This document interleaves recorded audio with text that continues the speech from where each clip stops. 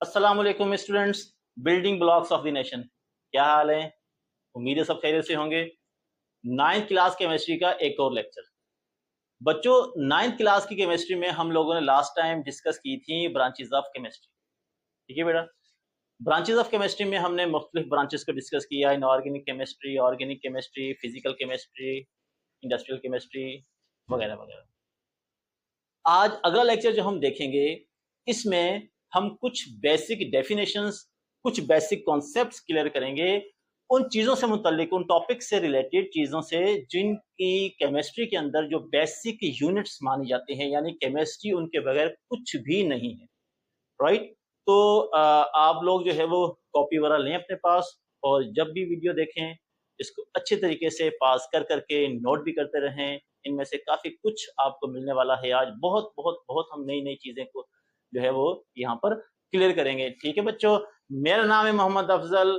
आप देख रहे हैं फास्ट इंस्टीट्यूट डिग्री का ऑनलाइन एजुकेशनल प्लेटफॉर्म। राइट? तो बच्चों, सबसे पहले हेडिंग लगाएं मैटर, मादा।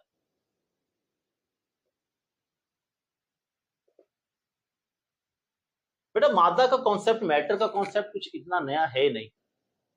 आप लोगों ने देखा होगा, डेफिनेशंस पढ़ी होगी। हर वो चीज जगह घेरे वजन रखे, हर वो चीज जगह घेरे वजन रखे, वो मादा कहलाती है, वगैरह वगैरह। ठीक है? यानी अगर यहां से मैं आपको कुछ एक डेफिनेशन लिखा दूं, anything that occupies space and has weight is called matter.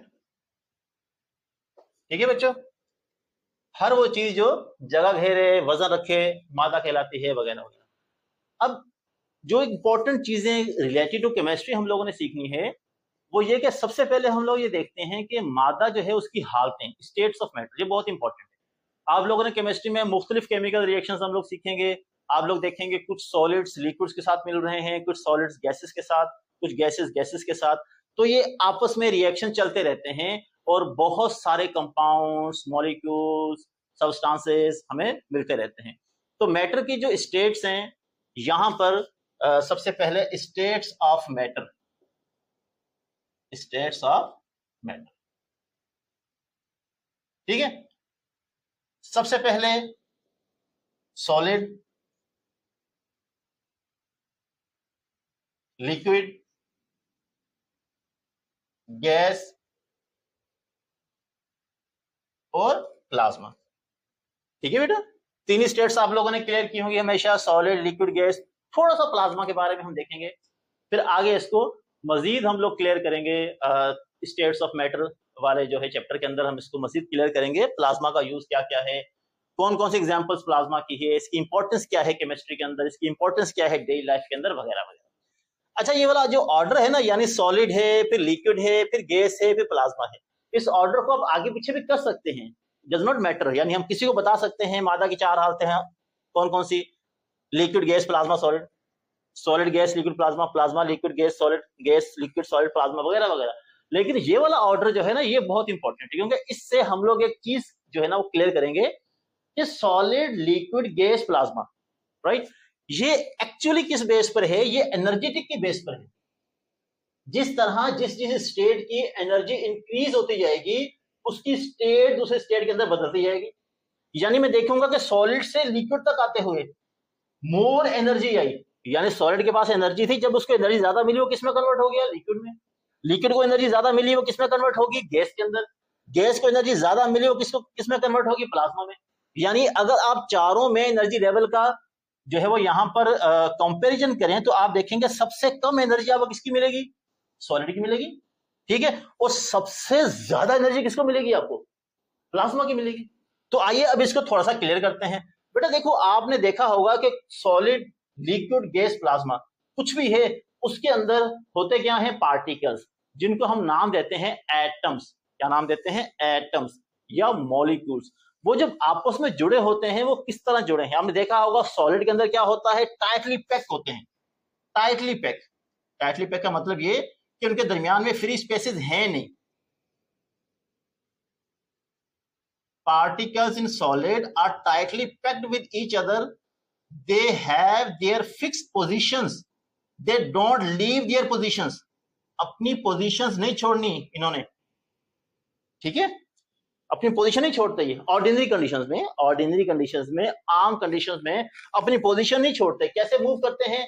सिर्फ वाइब्रेशन करते हैं। क्या करते हैं? वाइब्रेशन, लाइक दिस, आगे पीछे वाइब्रेशन करते रहते हैं। अपनी फिक्स पोजीशंस को लीव नहीं करते, अपनी फिक्स पोजीशन को छोड़ते नहीं है। आगे पीछे जो है वो सिर्फ मूव करते रहते हैं ना, आगे पीछे ऊपर नीचे, आगे पीछे ऊपर नीचे, वाइब्रेटरी मोशन करते रहते हैं, अपनी पोजीशन को छोड़ते नहीं है। ये तो होता है आम कंडीशंस में, ठीक है बच्चों।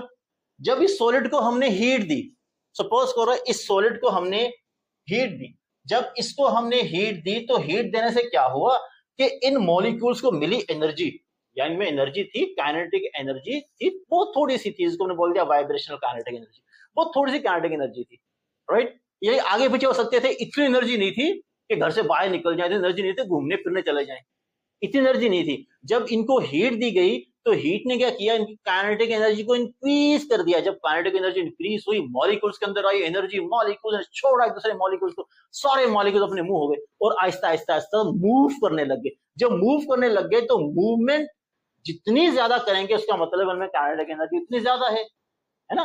भैया अब तक कब तक खेलते रहते हो, एक बॉलर है, क्रिकेट है, राइट, वो बॉलिंग कराता रहता है, जब तक उसमें एनर्जी रहती है वो एनर्जेटिक रहता है। जैसे एनर्जी डाउन हुई, कुछ खाया पिया नहीं, थक गया, एनर्जी डाउन हुई, वो चुप करके बैठ जाएगा। जब तक इसमें एनर्जी है, एनर्जी ज्यादा आई तो मॉलिक्यूल्स भी मूव करते रहेंगे। जब मॉलिक्यूल्स मूव करना शुरू करेंगे, अपनी अपनी फिक्स्ड पोजीशन छोड़ देंगे, स्टेट बदल जाएगी, क्या बन जाएगा? लिक्विड। क्या बन जाएगा बच्चों?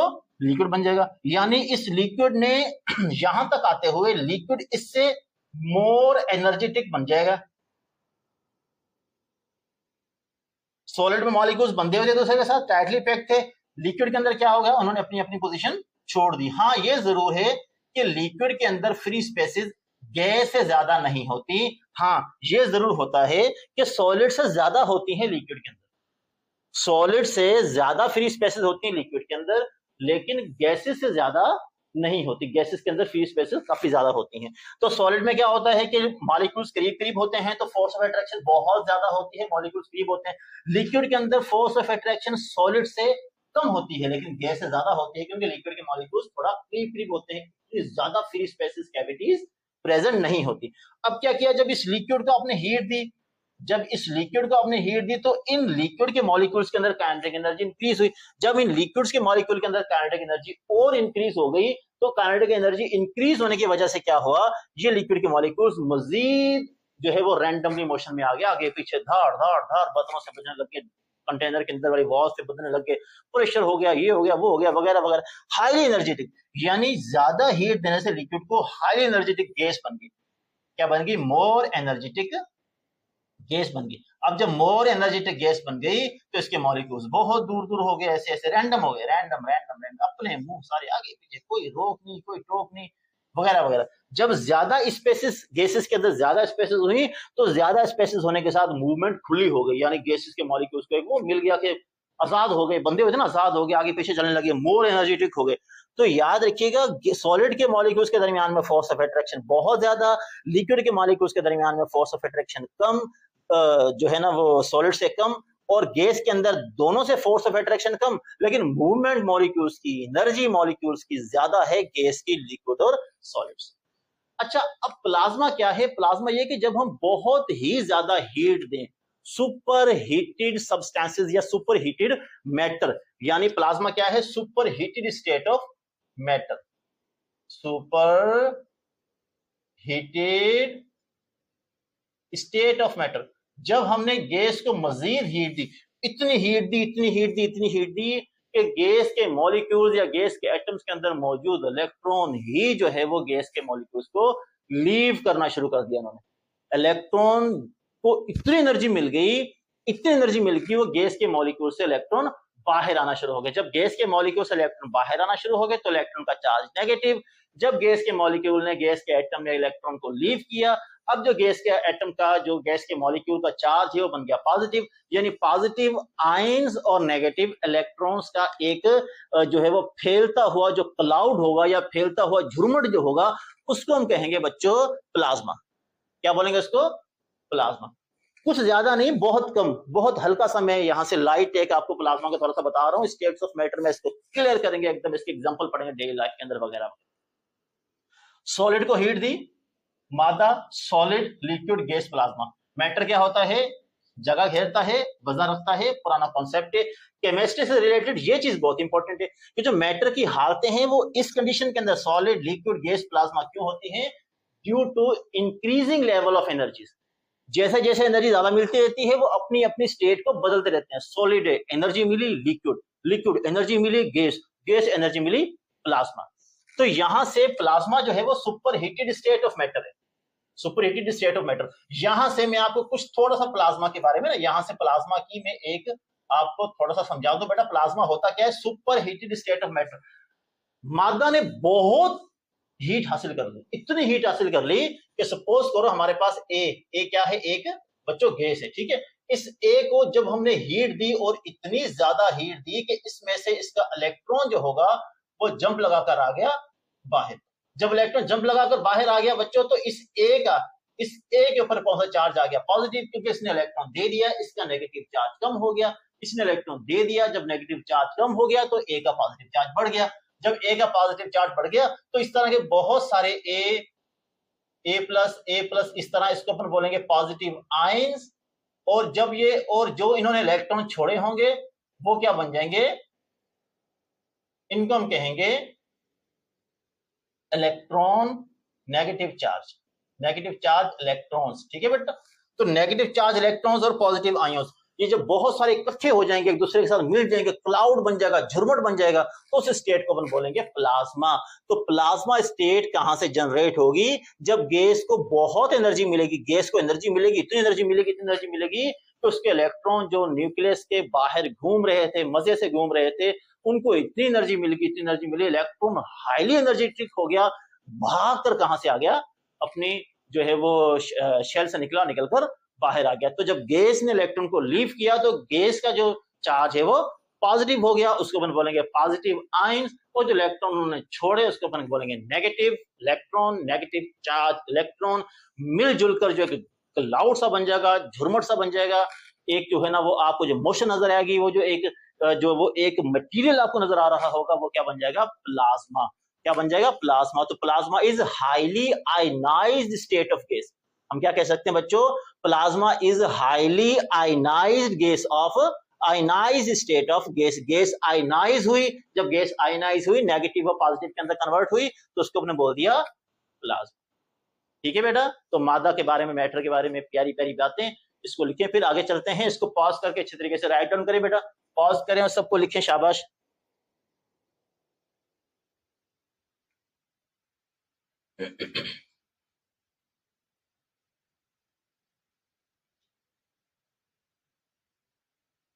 अच्छा बेटा ये तो कहानी हो गई मैटर से रिलेटेड, ठीक है। मैटर क्या होता है, मैटर की जो स्टेट्स हैं वो किस तरह से जनरेट होती हैं, किस किस तरह से स्टेट्स बदलती हैं मैटर की, वगैरह वगैरह। Right, clear. अच्छा अब आगे जो है हमारे पास है मैटर का यूनिट। मतलब हमने बोल दिया कि दुनिया में, सपोज हमने बोल दिया कि दुनिया में हमें बहुत कुछ नजर आ रहा है, ये सब मैटर है, मादा है, क्लियर है। अब मादा किससे मिलकर बनता है? मैटर भी किसी ना किसी चीज से मिलकर बनता है ना, तो उसका जो यूनिट है वो है एटम। क्या बच्चों? एटम, ठीक है। अब देखो एटम, ये जो एटम है ये यूनिट है, मतलब बेसिक यूनिट ऑफ मैटर। यानी दुनिया में जो भी हमें नजर आ रहा है वो मैटर, वो मादा, और वो मादा किससे मिलकर बना है? एटम से।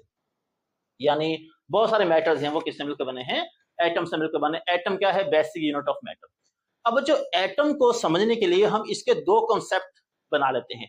एक इसका पुराना एंशिएंट ओल्ड कॉन्सेप्ट, ये ओल्ड कॉन्सेप्ट एटम के बारे में क्या कहता है हमें, और इसका मॉडर्न कॉन्सेप्ट, के मॉडर्न कॉन्सेप्ट क्या है। तो देखो सबसे पहले हम देखते हैं एटम के बारे में ओल्ड कॉन्सेप्ट क्या कहता है। what is the old concept, what is the old concept about atom? आपको याद है बेटा कि एटम को माना जाता था, असल में एक्चुअल एटम का मतलब ही क्या है? ऐसा पार्टिकल जो मजीद डिवाइड ना हो सके, ऐसा पार्टिकल जो मजीद डिवाइड ना हो सके, है ना? एटम, दो वर्ड है, ए और टॉम। टॉम का मतलब है डिवाइड ना हो सके, ए का मतलब क्या है? ना, ठीक है, ना डिवाइड नहीं। टॉम का मतलब इसको तोड़ नहीं सकते, एटम का मतलब है इसको मजीद तोड़ नहीं सकते, इसको मजीद डिवाइड नहीं कर सकते, इसको मजीद तकसीम नहीं कर सकते, इसको मजीद सिंप्लीफाई नहीं कर सकते, वगैरह वगैरह। तो सबसे मतलब पुरानी बात है, एक साइंटिस्ट था डेमोक्रिटस, ठीक है बेटा, इसने भी एटम को क्या बोला? Atom is an indivisible particle, बहुत छोटा इंडिविजिबल पार्टिकल होता है। एटम से छोटा और कोई पार्टिकल नहीं होता, एटम से छोटा और कोई पार्टिकल नहीं होता। Atom is an indivisible particle of the world, smallest particle of the world. इतना छोटा, इतना छोटा, इतना छोटा पार्टिकल है कि एटम से छोटा पार्टिकल इस कायनात के अंदर, इस दुनिया के अंदर एटम से छोटा पार्टिकल और कोई नहीं होता। ये हमें किसने कह दिया?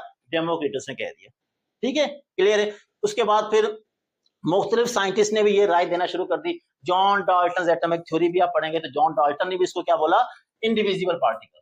जॉन डाल्टन ने भी इसको क्या बोला?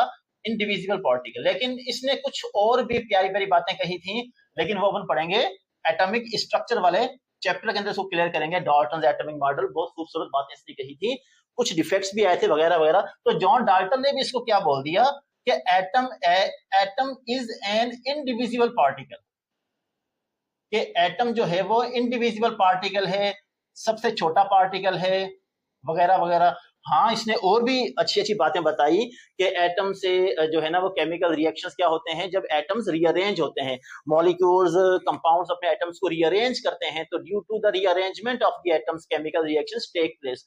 एटम्स के रीअरेंज होने की वजह से, आगे पीछे होने की वजह से, तरतीब चेंज होने की वजह से केमिकल रिएक्शंस होते हैं, वगैरह वगैरह, ठीक है, वो सब बात की बातें। लेकिन जब आई ना मॉडर्न एटॉमिक थ्योरी, बच्चों, फिर मॉडर्न एटॉमिक थ्योरी ने जन्म लिया, मॉडर्न एटॉमिक थ्योरी। अब मॉडर्न एटॉमिक थ्योरी ने सबसे पहले तो ये कहा कि एटम खुद पार्टिकल से मिलकर बना है। यानी एटम जो है ना, एटम खुद पार्टिकल से मिलकर बना है, यानी सब एटॉमिक पार्टिकल्स का कॉन्सेप्ट आया। मॉडर्न एटॉमिक थ्योरी ने बच्चों किसका कॉन्सेप्ट दिया? मॉडर्न एटॉमिक थ्योरी ने कॉन्सेप्ट दिया सब एटॉमिक पार्टिकल्स, सब एटॉमिक पार्टिकल्स का कॉन्सेप्ट दिया किसने? मॉडर्न एटॉमिक थ्योरी ने। मॉडर्न एटॉमिक थ्योरी ने कहा कि ठीक है, लेकिन एटम के खुद पार्टिकल हैं। भाई एक पार्टिकल, अभी मार्कर एक पार्टिकल, सपोज करें पार्टिकल है, एक पार्टिकल है, अब इस पार्टिकल के अंदर भी पार्टिकल हैं जो पहले डिस्कवर नहीं हुए थे, देखे नहीं थे किसी ने, इतनी पावरफुल माइक्रोस्कोप्स जो है ना अवेलेबल नहीं थी, मॉडर्न एजुकेशन अवेलेबल नहीं थी, तो नॉलेज इतनी नहीं थी। बाद में पता चला कि इस मार्कर के अंदर भी पार्टिकल्स हैं। तो भाई जब इस मार्कर के अंदर भी पार्टिकल्स हैं, तो ये थोड़ा सा हमें जो है ना वो इलास्टिक नजर आया, ये वाला पॉइंट कि हमने कहा था कि मार्कर सबसे छोटा है, लेकिन मार्कर के अंदर भी पार्टिकल है। अब जब मार्कर खुद पार्टिकल से मिलकर बना है, तो इसका मतलब ये हुआ कि वो मार्कर से भी छोटे पार्टिकल्स हैं। देखो समझो, सब एटॉमिक पार्टिकल्स का कॉन्सेप्ट आया, मॉडर्न एटॉमिक थ्योरी ने कहा कि भाई सब एटॉमिक पार्टिकल्स होते हैं, एटम खुद पार्टिकल से मिलकर बनता है।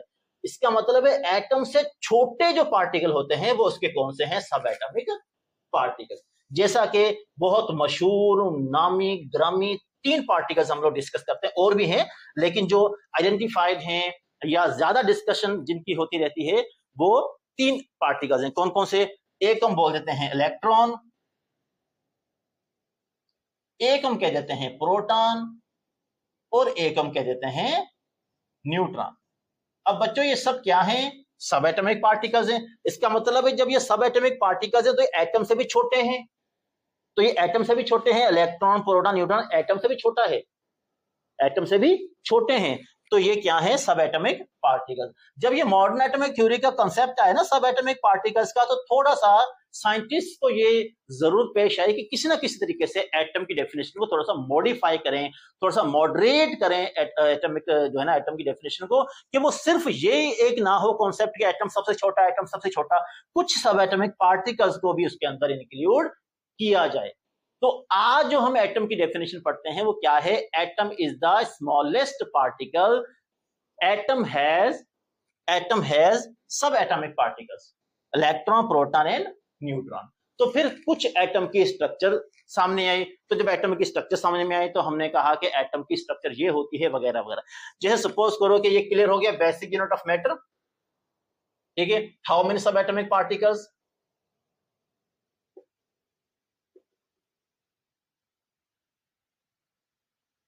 सब atomic particles are electron, proton, neutron, ठीक है।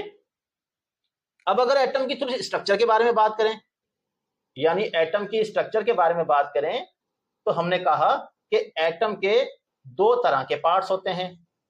कितने तरह के? दो तरह के पार्ट्स होते हैं। एक अपन बोल देते हैं न्यूक्लियस, है ना, मरकजा उर्दू में कहते हैं न्यूक्लियस, मेन पार्ट हम बोलते हैं ना किसका? एटम का। और दूसरा पार्ट होता है एक्स्ट्रा न्यूक्लियर पार्ट, जिसको अपन बोल देते हैं शेल्स या extra nuclear part, extra nuclear part. और इसी को अपन शेल्स बोल देते हैं, ऑर्बिट्स बोल देते हैं वगैरह वगैरह। फिर बाद में ऑर्बिटल्स, सब लेवल्स वगैरह वगैरह, एनर्जी लेवल्स जो भी है, हम उसको टाइम टू टाइम डिस्कस करते रहेंगे, ठीक है। अब एटम की स्ट्रक्चर सामने में आ गई, न्यूक्लियस, एक्स्ट्रा न्यूक्लियर पार्ट। जब देखा कि भाई न्यूक्लियस के अंदर क्या क्या होता है, तो हमें समझ में आया न्यूक्लियस में होता है प्रोटॉन एंड न्यूट्रॉन, यानी सारे का सारा पॉजिटिव चार्ज, सारे का सारा पॉजिटिव चार्ज कहां पर होता है? न्यूक्लियस में। क्योंकि न्यूट्रॉन का बेटा कोई चार्ज नहीं होता, इलेक्ट्रॉन का नेगेटिव चार्ज होता है, प्रोटॉन का पॉजिटिव चार्ज होता है, न्यूट्रॉन का कोई चार्ज नहीं होता। जब न्यूट्रॉन का कोई चार्ज नहीं होता तो न्यूक्लियस के अंदर पॉजिटिव चार्ज किसकी वजह से आया? प्रोटॉन की वजह से आया। और एक्स्ट्रा न्यूक्लियर पार्ट में हमें क्या नजर आया? एक्स्ट्रा न्यूक्लियर पार्ट में हमें जो है इलेक्ट्रॉन नजर आया, और इलेक्ट्रॉन का चार्ज क्या होता है? माइनस। तो अगर आपसे पूछे कि न्यूक्लियस के चारों तरफ, और कुछ इस तरह से मिसाल के तौर पर एटम, ये आपने एटम का न्यूक्लियस ले लिया, न्यूक्लियस बड़ा छोटा सा होता है, ठीक है, मतलब एक्स्ट्रा न्यूक्लियर पार्ट के मुकाबले में एटम का जो न्यूक्लियस होगा वो छोटा होगा। ये न्यूक्लियस है, और चारों तरफ आपने बना दिए शेल्स बना दिए, ठीक है बेटा, ये बन गए आपके शेल्स बन गए, और ये आपका न्यूक्लियस बन गया। अब इस न्यूक्लियस पे क्या क्या है? प्रोटॉन और न्यूट्रॉन, और चारों तरफ जो है वो क्या घूम रहे होते हैं। मिसाल के तौर पर ये फर्स्ट शेल, ये एक्स्ट्रा न्यूक्लियर पार्ट, इसके अंदर शेल होते हैं, ठीक है, पूरा एक्स्ट्रा न्यूक्लियर पार्ट इसके अंदर शेल होते हैं। ये फर्स्ट शेल, ये सेकंड शेल, राइट। तो फर्स्ट शेल, सेकंड शेल में जो घूम रहा है वो कौन घूम रहा है? इलेक्ट्रॉन घूम रहा है। ये देखो, ये देखो, ये देखो, ठीक है।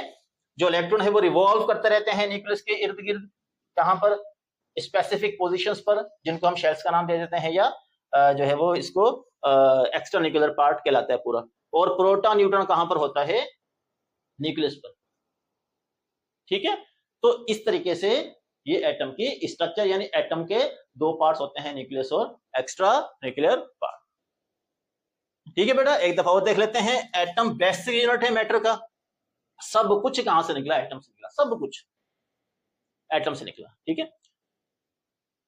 हमें जो भी नजर आ रहा है, पानी देख लें आप, जो है ना वो गैसेस, दूसरी कोई भी देख लें आप, बनने वाले हमारे बहुत सारे केमिकल रिएक्शंस, केमिकल सब्सटेंसेस वगैरह वगैरह, हम लोग खाने पीने में जो इस्तेमाल करते हैं वो, ये सब चीजें जो हैं वो, और भी जितनी भी जो है हमें हमारी दुनिया के अंदर जो भी कंपोनेंट्स नजर आ रहे हैं, इन सब कंपोनेंट्स का बेसिक एटम होता है, ठीक है। बेसिक यूनिट ऑफ मैटर, सब एटॉमिक पार्टिकल्स होते हैं, इलेक्ट्रॉन, प्रोटॉन, न्यूट्रॉन, उनसे मिलकर एटम बनता है। इसका मतलब इलेक्ट्रॉन, प्रोटॉन, न्यूट्रॉन एटम से छोटे होते हैं, इसका मतलब एटम के भी छोटे पार्टिकल्स होते हैं, एटम से भी छोटे पार्टिकल्स होते हैं। यानी एटम एक यूनियन बन गया भाई, एटम एक यूनियन बन गया। अगर मैं यहां से इलेक्ट्रॉन, प्रोटॉन को आगे पीछे कर दूं, तोड़ दूं, न्यूक्लियस को तोड़ दूं, शेल्स को आगे पीछे कर दूं, शेल्स को तोड़ दूं, तो एटम कुछ भी नहीं बचता बच्चों। एटम एक यूनियन बन गया।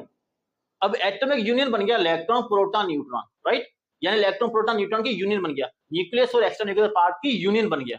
न्यूक्लियस निकल गया, एटम कुछ भी नहीं रहा, ठीक है, टूट फूट गया वगैरह वगैरह। अगर एक्स्ट्रा न्यूक्लियर पार्ट न्यूक्लियस है यानी एटम बंधा रहा, एटम यूनाइटेड रहा, तो एटम एक यूनियन बन गया। एटम एक यूनियन बन गया किस किस का? इलेक्ट्रॉन प्रोटॉन न्यूट्रॉन का एटम एक यूनियन बन गया किस किस का? न्यूक्लियस और एक्स्ट्रा न्यूक्लियर पार्ट। ठीक है, क्लियर है, समझ में आ रहा है आपको? तो ये स्ट्रक्चर हो गई न्यूक्लियस और एक्स्ट्रा न्यूक्लियर पार्ट। अब ओल्ड कॉन्सेप्ट में जैसा कि डेमोक्रिटस जॉन डाल्टन ने यही कहा था कि एटम इनडिविजिबल पार्टिकल होता है। इनडिविजिबल पार्टिकल का मतलब ये होता है कि इनके मुताबिक एटम से छोटा पार्टिकल कुछ भी नहीं था, क्योंकि एटम जो कुछ भी था खुद ही था, क्योंकि मजीद थ्योरीज अभी डेवलप नहीं हुई थी। जब मॉडर्न एटॉमिक थ्योरी आई, कॉन्सेप्ट आया फंडामेंटल पार्टिकल्स ऑफ मैटर या एटम या सब एटॉमिक पार्टिकल्स का जब कॉन्सेप्ट आया, इसको हम क्लियर करेंगे ना एटॉमिक स्ट्रक्चर के अंदर, discovery of electron proton neutron वगैरह वगैरह। तो ये इनको जो है ना, इन्होंने कहा कि कुछ ना कुछ मॉडरेट हो, यानी कि एटम खुद मिलकर बनता है पार्टिकल से। तो पता मतलब ये निकला कि एटम से छोटे पार्टिकल भी होते हैं, इलेक्ट्रॉन प्रोटॉन न्यूट्रॉन। ठीक है, अब इलेक्ट्रॉन प्रोटॉन न्यूट्रॉन स्ट्रक्चर के तौर पर किस तरह से अरेंज होते हैं कि प्रोटॉन न्यूट्रॉन न्यूक्लियस में, इलेक्ट्रॉन न्यूक्लियस के बाहर। ठीक है बेटा, तो इसको अच्छी तरह से लिख लें, पॉज करें और उस वीडियो को सारे पॉइंट्स लिखें, points two points, very important, each and everything लिखें, क्लियर करें।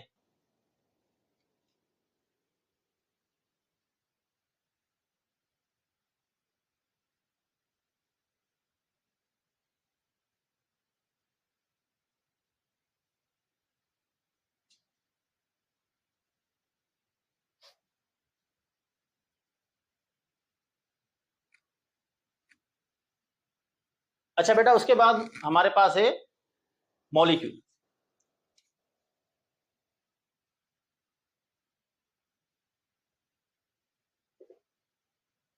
अच्छा, मॉलिक्यूल को समझने के लिए कुछ छोटी मोटी बातें क्लियर करनी पड़ेंगी हमें यहाँ कि मॉलिक्यूल बनाने के लिए तो सिर्फ यही है कि मॉलिक्यूल क्या होता है? Combination of atoms. एटम्स मिले और मॉलिक्यूल बन जाए, यानी जब एटम्स आपस में मिलेंगे तो क्या बन जाएगा? मॉलिक्यूल बन जाएगा। कुछ ऐसा भी है, पॉइंट टू पॉइंट क्लियर करते हैं। ठीक है, यानी हमने कह दिया कॉम्बिनेशन ऑफ एटम्स, है ना?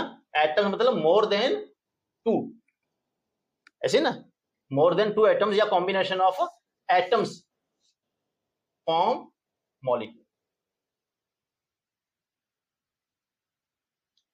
ठीक है, यानी एटम्स मिलकर मॉलिक्यूल बनाते हैं। अगर यहीं से मॉलिक्यूल को अपन दो तरह कर दें कि सर क्या सेम सेम एटम मिलेंगे या डिफरेंट डिफरेंट एटम्स मिलेंगे, तो यहीं से सारी कहानी क्लियर। मॉलिक्यूल को अपन यहां पर कर दें दो कैटेगरीज में, अपन इसको डिवाइड कर दें, दो कैटेगरीज में डिवाइड कर दें। एक अपन बोल दें होमो एटॉमिक, क्या बोल दें? होमो एटॉमिक। एक अपन बोल दें हीट्रो एटॉमिक। ठीक है बेटा, होमो एटॉमिक मतलब सेम एटम्स, सेम एटम्स जितने भी हों, मोर देन टू एटम्स जितने भी हों, 4, 6, 8, 10, लेकिन सारे के सारे क्या हो? सेम हो। जब सेम एटम्स होंगे तो अपन उसको क्या बोल देंगे? होमो एटॉमिक मॉलिक्यूल्स। और हीट्रो एटॉमिक मॉलिक्यूल्स का मतलब होता है कि इसके अंदर होते हैं डिफरेंट एटम्स, सेम एटम नहीं होते। कैसे होते हैं? Different atoms. सर कुछ example? Yes of course, why not.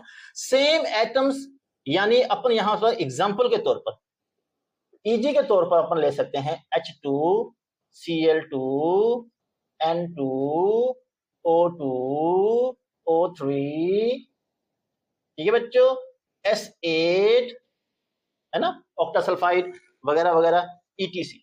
इन सब के अंदर देखें H2 में कितने एटम्स? दो, है ना, दो एटम से मिलकर बना H2। Cl2 दो, N2 दो, O2 O के दो, O3 O के 3, S8 सल्फर के 8। यानी सारे के सारे मॉलिक्यूल्स कौन से हैं? होमो एटॉमिक, यानी सेम एटम से मिलकर बने। और डिफरेंट एटम्स के अंदर क्या है हमारे पास? डिफरेंट एटम्स के अंदर आ गया जिसमें एटम्स सेम नहीं हो। जैसे एग्जांपल के तौर पर H2O। ठीक है, H2O यानी कि दो हाइड्रोजन के एक ऑक्सीजन के, डिफरेंट एटम्स हो गए ना, हाइड्रोजन और ऑक्सीजन। इसी तरीके से आप देखें HCl, देख लें आप, ठीक है। इसी तरीके से आप H2S देख लें, आप SO2 देख लें, आप NH3 देख लें आप, वगैरह वगैरह वगैरह, ठीक है। ये सारे के सारे जो मॉलिक्यूल्स हैं कैसे होते हैं, हीट्रो एटॉमिक। यानी मॉलिक्यूल बेटा एक तो देखें, इसके बारे में कुछ और भी हम सीखेंगे, महज यही तक डेफिनेशन इसकी महदूद नहीं है कि combination of atoms form molecule, हाँ ठीक है, लेकिन जनरेटिव डेफिनेशन बना ले पहले एक माइंड के अंदर कि मॉलिक्यूल क्या है। मॉलिक्यूल बनाने के लिए सिर्फ यही शर्त होती है कि एटम्स मिले और मॉलिक्यूल बन गया, एटम्स मिले और मॉलिक्यूल बन गया। अब मॉलिक्यूल दो तरह के होते हैं, homo atomic, hetero atomic. Homo atomic same atoms like H2Cl2 N2O2 H3 etc. Hetero atomic मतलब different atoms like H2O HCl H2S SO2 NH3 etc. H2O2 वगैरह वगैरह, ठीक है। अच्छा, अब ये जो आपस में मिल रहे हैं, मतलब मैंने कह दिया कॉम्बिनेशन ऑफ एटम्स, यानी एटम्स कैसे कंबाइन होते हैं और क्यों कंबाइन होते हैं, क्या जरूरत पेश आती है कि एटम्स कंबाइन होकर मॉलिक्यूल बनाते हैं। एटम्स को क्या ऐसा मसला था, ऐसी कौन सी परेशानी थी कि एटम्स ने कॉम्बिनेशन किया, कंबाइन होकर मॉलिक्यूल बनाया। इसको अपन क्लियर करते हैं। इससे पहले आप इसको लिख लें, पॉज करके वीडियो को इसको लिख लें, ठीक है बेटा, पॉज करो, लिखो, शाबाश, ओके।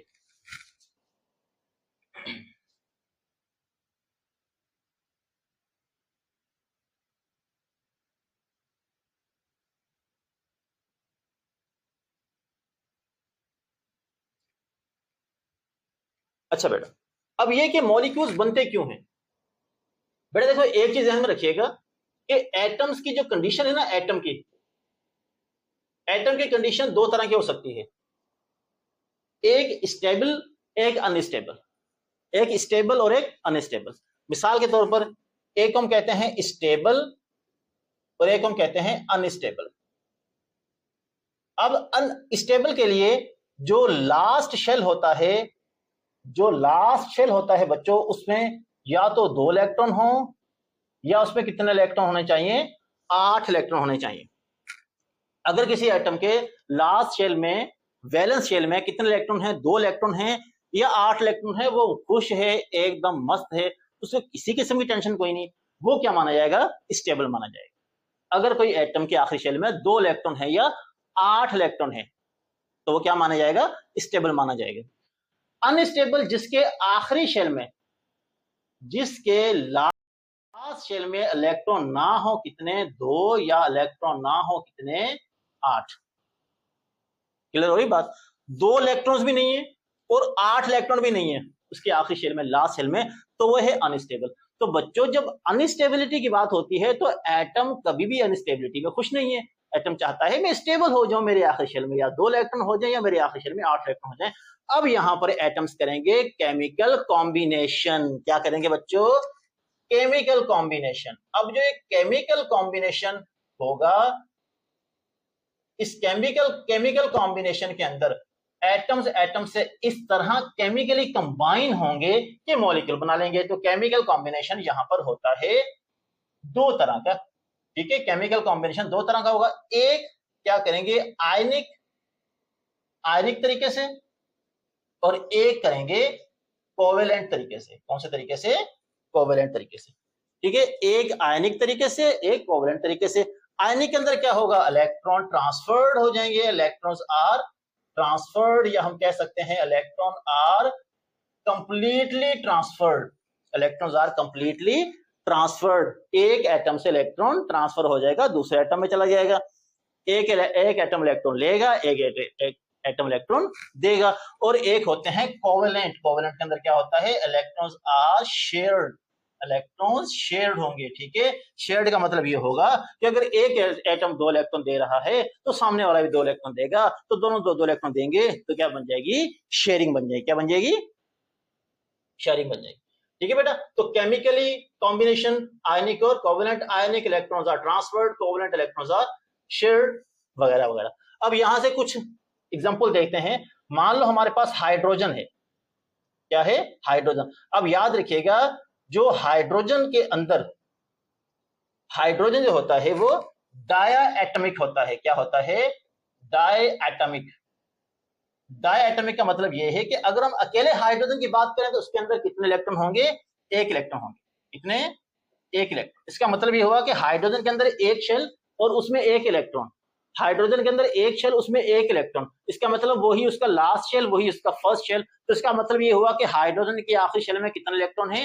एक। तो मुझे एक बात का जवाब दें, क्या हाइड्रोजन चाहता है कि मेरे शेल में एक इलेक्ट्रॉन रहे? सवाल ही पैदा नहीं होता। हाइड्रोजन कहता है भाई मैं स्टेबल हो जाऊंगा, मुझे स्टेबिलिटी चाहिए, मुझे कुछ भी नहीं चाहिए, मुझे स्टेबिलिटी चाहिए। यानी अब ये हाइड्रोजन चाहता है कि मेरे एक इलेक्ट्रॉन किसमें कन्वर्ट हो जाए? दो में। 8 फुट वाली कहानी परे हाइड्रोजन से, उस तरफ जाता नहीं हो बेचारा, इसको 2 इलेक्ट्रॉन चाहिए। ये इलेक्ट्रॉन का लालची है, इसको 2 इलेक्ट्रॉन चाहिए। एक इलेक्ट्रॉन इसके पास है, इसको एक इलेक्ट्रॉन मिल गया, ये खुश हो जाएगा बस। तो यहां से हाइड्रोजन क्या करेगा? हाइड्रोजन हाइड्रोजन से बनाएगा बॉन्ड। इससे बनाएगा हाइड्रोजन हाइड्रोजन से बॉन्ड बनाएगा। कौन सा बॉन्ड बनाएगा बच्चों? हाइड्रोजन हाइड्रोजन से बॉन्ड बनाएगा। कौन सा बॉन्ड बनाएगा? कोवेलेंट बॉन्ड, जिसको अपन बोलेंगे सिंगल कोवेलेंट बॉन्ड। इसकी जो एक्सप्लेनेशन है बच्चों हम सीखेंगे केमिकल बॉन्डिंग वाले चैप्टर में। केमिकल बॉन्डिंग वाले चैप्टर के अंदर अपन इसको क्लियर करेंगे एकदम, covalent, single, double, triple.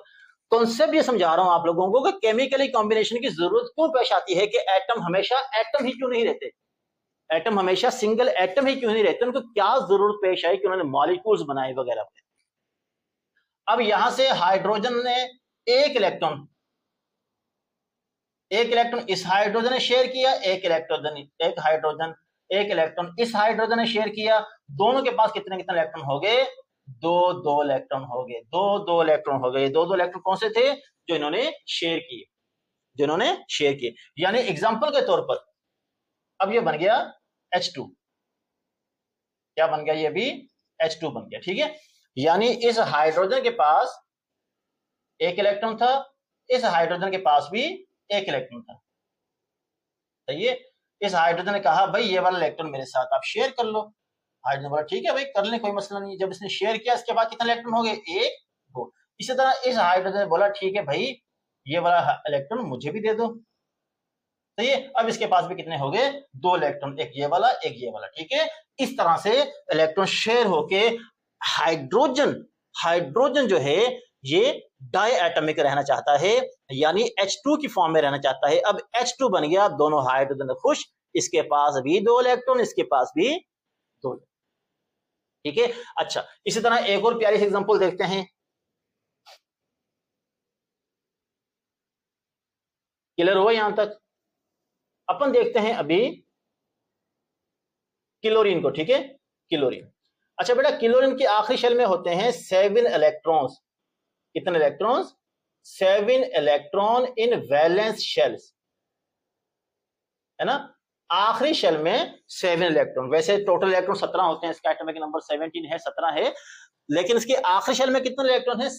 7 electron का मतलब ये हुआ कि क्लोरीन चाहता है कि किसी ना किसी तरीके से मुझे 8 इलेक्ट्रॉन मिल जाए, क्योंकि स्टेबल नहीं है। स्टेबल होने के लिए या 8 इलेक्ट्रॉन हो या 2 इलेक्ट्रॉन लाजमी हो। तो क्लोरीन, ठीक है, 8 इलेक्ट्रॉन आराम से कर सकता है। तो क्लोरीन भी डाया एटमिक होता है, क्लोरीन भी डाई एटमिक होता है। यानी क्या करता है?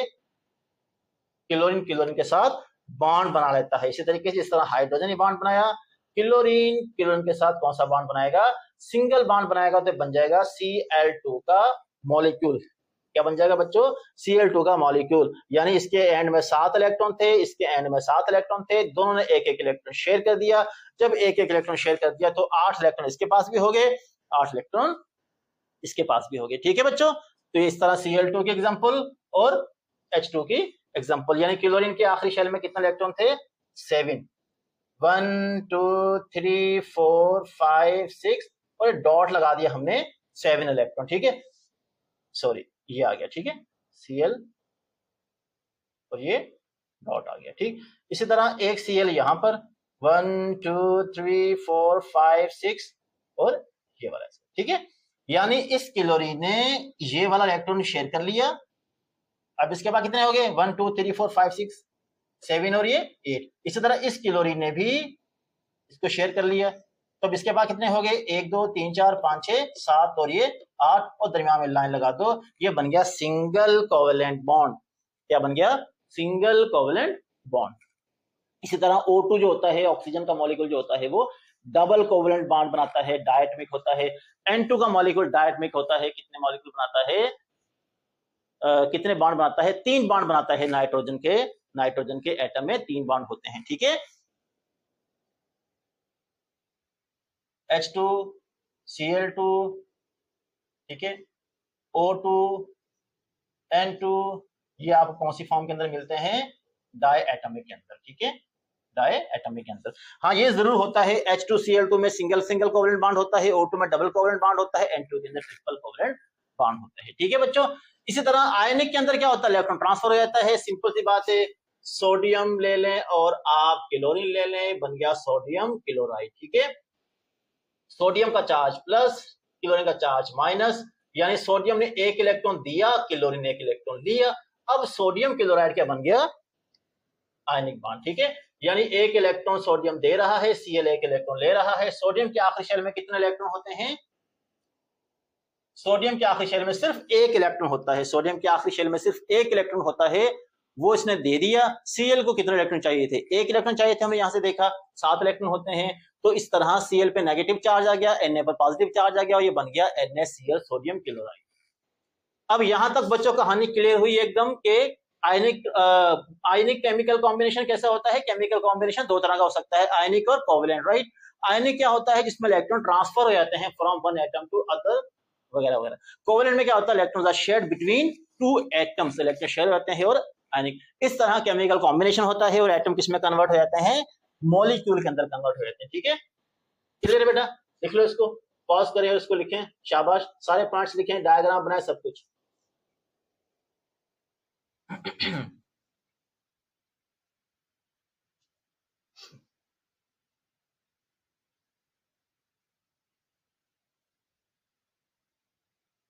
अच्छा जी, अब बात सिर्फ यहीं तक नहीं है कि कॉम्बिनेशन ऑफ एटम्स, बात सिर्फ यहीं तक नहीं है। अब कहानी कुछ इस तरह से है कि एक सब्सटेंस है, एक सब्सटेंस है, कोई शे है, उसका छोटे से छोटा पार्टिकल जिससे वो मिलकर बना, क्या बोला मैंने, पहले समझो। कोई शे है हमारे पास, उसका छोटे से छोटा पार्टिकल जिससे वो शे मिलकर बनी, उस पार्टिकल की वो ही प्रॉपर्टी हो जो उस शे की प्रॉपर्टी है, वो क्या होता है, मॉलिक्यूल। देखो समझो, मान लो हमारे पास पानी है, वाटर, ठीक है, एक कंपाउंड की शक्ल में हमारे पास पानी है, गिलास के अंदर या बाल्टी के अंदर भरा हुआ, ये लगा दिया पानी। इसका मतलब है इस पानी के अंदर बहुत सारे क्या हैं, वाटर के मॉलिक्यूल्स। यानी हमने कह दिया इस पानी के अंदर सर बहुत सारे क्या हैं, वाटर के मॉलिक्यूल। भाई कितने वाटर के मॉलिक्यूल, सर बहुत सारे, बहुत सारे वाटर के मॉलिक्यूल, कितने, बहुत सारे। अब उन बहुत सारे मॉलिक्यूल जो है वो आपस में एक दूसरे से मिले हुए हैं और मिलकर क्या बना लिया उन्होंने, पानी बना लिया, वाटर बना लिया, ठीक है, पानी बन गया बाल्टी के अंदर वगैरह वगैरह। अब ये जो एक इसमें से उठा लिया हमने बोला सर इसमें से एक मॉलिक्यूल उठा लो, यानी ये पानी है किससे मिलकर बना, मॉलिक्यूल से, किससे मिलकर बना, मॉलिक्यूल से। यानी बहुत सारे मॉलिक्यूल आपस में मिले, H2O H2O H2O H2O, बहुत सारे H2O मिले आपस में, क्या बन गया, वाटर बन गया। अब इसमें से अगर मैं सिंगल मॉलिक्यूल उठा लूं, अगर मैं इसमें से सिंगल मॉलिक्यूल उठा लूं तो वो क्या होगा, H2O। अब बच्चों ये जो H2O है ये सिंगल मॉलिक्यूल है, क्योंकि बहुत सारे H2O मिले तो क्या बन गया, वाटर बन गया, जो बाल्टी में पड़ा हुआ है, गिलास में पड़ा हुआ है, किसी भी बर्तन के अंदर पड़ा हुआ है। अब उसमें से एक जो मॉलिक्यूल उठाया H2O, इसको बाहर लाके इसकी प्रॉपर्टीज चेक कर लें, क्या इसकी प्रॉपर्टीज वही होती हैं जो पानी की होती हैं। यस सर, क्यों नहीं, H2O की प्रॉपर्टीज वही होंगी जो किसकी होंगी, पानी।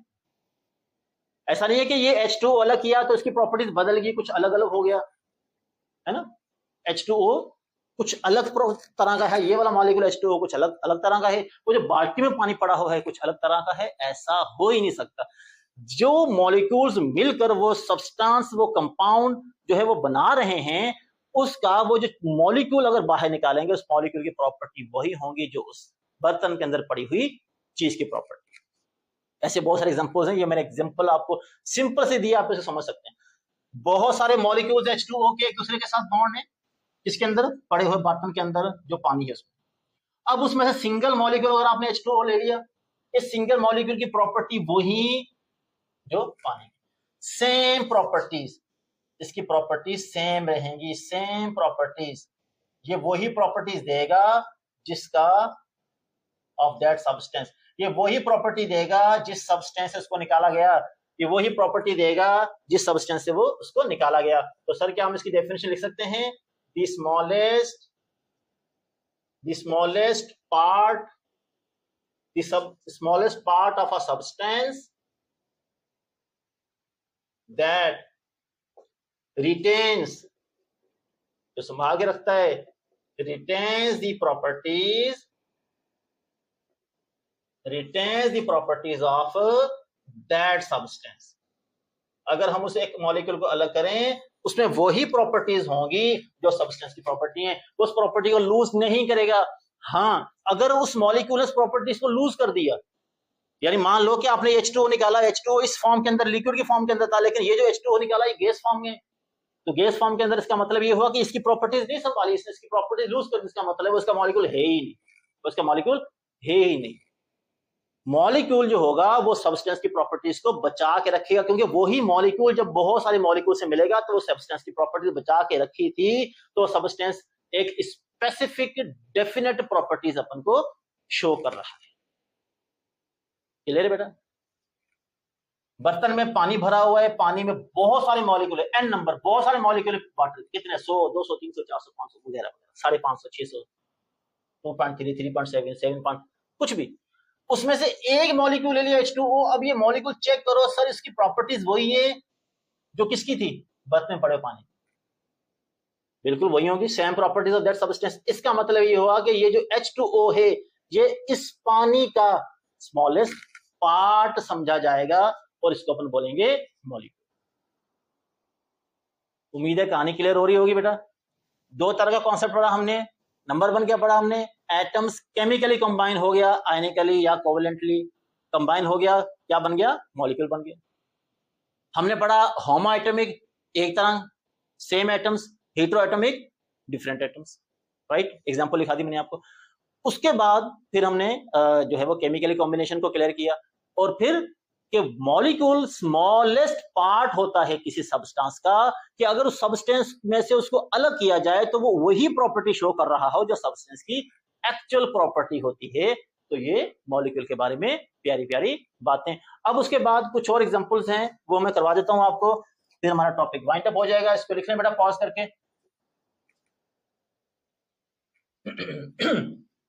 होमो एटमिक और हेटेरो एटमिक की कहानी अगर क्लियर है तो आपको ये समझ में आ जाएगा। अब यहां से mono atomic molecule, diatomic molecule, ठीक है, और पॉलीएटमिक मॉलिक्यूल, ठीक है। Monoatomic molecules, diatomic molecules, polyatomic molecules.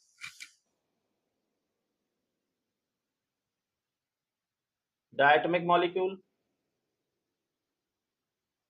और पॉलीएटमिक मॉलिक्यूल, ठीक है। मोनोएटमिक मॉलिक्यूल ऐसा मॉलिक्यूल जिसमें सिर्फ एक एटम हो।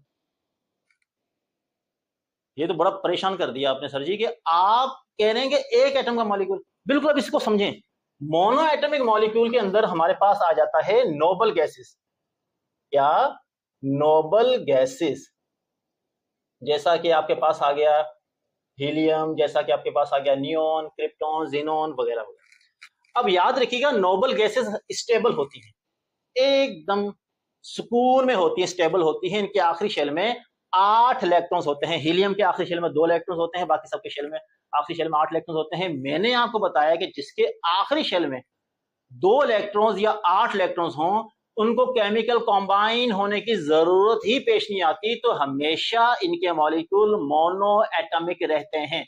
क्या रहते हैं? इनके मॉलिक्यूल्स हमेशा मोनो एटमिक रहते हैं। मोनो एटमिक रहते हैं मतलब एक एटम पर मुश्तमिल मॉलिक्यूल। किस केस के अंदर? Only for noble gases. Clear हुई बात? हीलियम के आखिरी शेल में 2 इलेक्ट्रॉन होते हैं, नियोन के आखिरी शेल में 8 इलेक्ट्रॉन होते हैं। कोई जरूरत नहीं इनको स्टेबल होने की, तो इनका मॉलिक्यूल हमेशा एक एटम पर मुश्तमिल रहेगा। अब बात करते हैं जब एटम्स कंबाइन होते हैं वो क्या क्या हो सकते हैं। डायटोमिक मॉलिक्यूल मतलब इनके मॉलिक्यूल कितने एटम्स मिलकर बनते हैं, 2 एटम से मिलकर बनते हैं। ये अलग बात है, होमो होंगे हेटेरो होंगे वो खुद ही आप देख सकते हैं, ठीक है। 2 एटम से मिलकर बनते हैं। Example H2, Cl2, O2, N2, ये सब क्या है, 2 एटम्स। क्या है ये, 2 एटम्स। HCl, ये भी 2 एटम्स ना, HCl भी 2 एटम्स वगैरह वगैरह। लेकिन ये ध्यान में रखिएगा HCl क्या है, हेटेरोएटमिक, और ये सब होमोएटमिक। और पॉलीएटमिक मॉलिक्यूल्स जब 2 एटम से कहानी बढ़ जाए, जैसे मिसाल के तौर पर मोर देन 2 एटम्स, ऐसे लिख देते हैं मोर देन 2 एटम्स। एग्जाम्पल आप ले लें, जैसा कि O3, ठीक है, होमोएटमिक है लेकिन 2 से ज्यादा है। H2O ले लें आप, 2 और 1 3, हेटेरोएटमिक है, 2 से ज्यादा एटम्स है इसके अंदर। तो पॉलीएटमिक, देखो 2 हाइड्रोजन के एटम, 1 ऑक्सीजन का एटम। O3, ओजोन का फार्मूला ये O3, 3 एटम्स, ठीक है। इसी तरह आप H2O2 ले लें, NH3 ले लें, ठीक है, H2SO4 ले लें आप, वगैरह वगैरह वगैरह वगैरह। बहुत सारे एग्जांपल्स हैं। इनमें कुछ होमो हो गए, कुछ हेटेरो हो गए, लेकिन हैं सबके मॉलिक्यूल्स के अंदर 2 एटम से ज्यादा एटम्स। O के अंदर 3 एटम्स, H2O में टोटल 4 एटम्स, H2O2 में 2 2 4 एटम, NH3 में 1 और 3 4 एटम्स, H2SO4 में 2 4 6 और 1 7 एटम्स, वगैरह वगैरह। तो ऐसे मॉलिक्यूल्स को अपन बोलते हैं पॉली एटमिक मॉलिक्यूल। क्लियर है बेटा, उम्मीद है सबको समझ में आया होगा। वीडियो को रोक रोक के पास कर करके अच्छे तरीके से राइट डाउन कीजिएगा, सब कुछ समझिएगा, पढ़िएगा, लिखिएगा, वगैरह वगैरह। अपना बहुत ज्यादा ख्याल रखना। वीडियो को पॉज करें, वीडियो को पॉज करके अच्छे तरीके से इसको लिखें, ठीक है बेटा। अपना ज्यादा ख्याल रखिएगा। इंशाल्लाह नेक्स्ट लेक्चर में मुलाकात होगी। जब तक के लिए अल्लाह हाफिज बच्चों।